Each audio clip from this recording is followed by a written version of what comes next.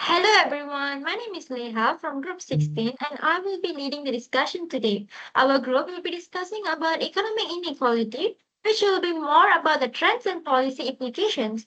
Well, for the subtopic we can look into is income and wealth inequality measurement. Well, income inequality refers to how unevenly income is distributed throughout a population.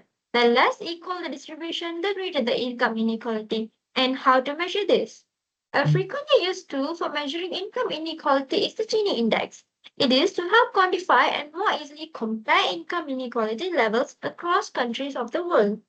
Secondly, we have the Lawrence curve, a visual tool that shows how income is spread across a population, just like this.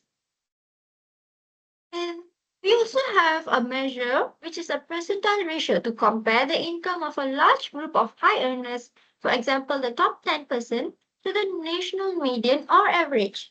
Another approach compares the income of a low earning group, let's say the bottom 10%, to the median or average. But Zati, what do you think about this? Well, it's impressive, Leha, but there's an impact on it too. Let's look at how inequality actually blocks social mobility. First, there's healthcare. If someone can afford to stay healthy, they can go to work or school consistently, and that makes it harder to break out of poverty. For example, low income families often lack insurance or face high costs for care. Then there's economic opportunity. Economic opportunity is uneven due to a disadvantage like location, education, or hiring bias. The job make its market is shifting with fewer stable middle income jobs, making upward mobility harder. Inequality also lower demand as low earners spend mostly on basics, not investment. And finally, there is what we call the macroeconomic cycle of poverty. This happens when the economic system itself keep people trapped in poverty. Example is regression taxation and debt traps. But let me explain about debt traps. High interest loans trap people in debt just to afford basic like education or healthcare. They can save or invest, making them stuck despite hard work. That's the reality for many, and it's a cycle that's incredibly hard to break. Are you agree with me, Suling? Well, I do agree with what Jati said um as the job market actually favors those with resources, making it hard for lower income individuals to actually move up. So now let's start with how moderate inequality can actually encourage growth. So during Malaysia's rapid industrialization from the 1970s to the 1990s, moderate inequality incentivized investments and also entrepreneurship. A key policy here was the new economic policy, or rather NEP, introduced in 1971. It focused on eradicating poverty and also restructuring the economy, especially to uplift the Bumiputra's community through wealth distribution. So the results were actually very significant.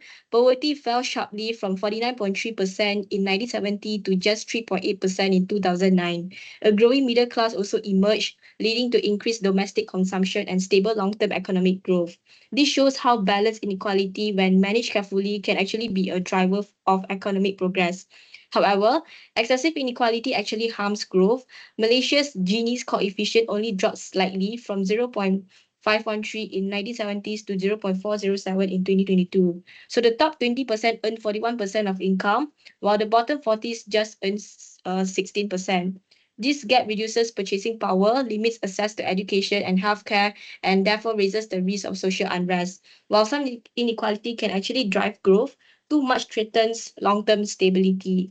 Well, Chi Hong, is there any policy to address this inequality?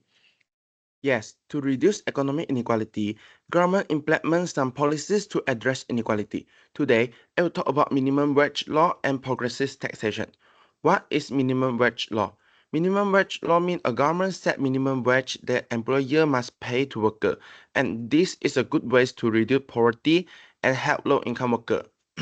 For example, the minimum wage in Malaysia is 1,700 per month and 8.72 per hour. Secondly, What is progressive taxation? Progressive taxation means a higher income bring a higher tax rate, while a lower income bring a lower tax rate. For example, in Malaysia, on the first 5,000 of salary per month, the tax rate is 0%. For salary per year between 5,000 and 20,000, the tax rate is 1%. And after that, 20,000 to 35,000, the tax rate is 3%. So we can see that the tax rate increase when the salary increase. This is a good way to decrease inequality in our social life.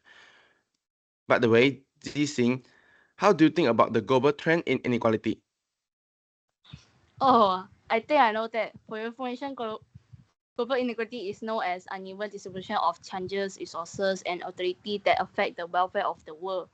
So the global inequality will widening gap in developing countries due to the limited access to quality education, well, healthcare, and formal employment. So according to the Wikipedia, for example, in Philippines, GDP has been growing at a rate of 6.8%. The poorest 20% of the population only have a share of 4.45% of the national income. So the uneven distribution of the welfare happened.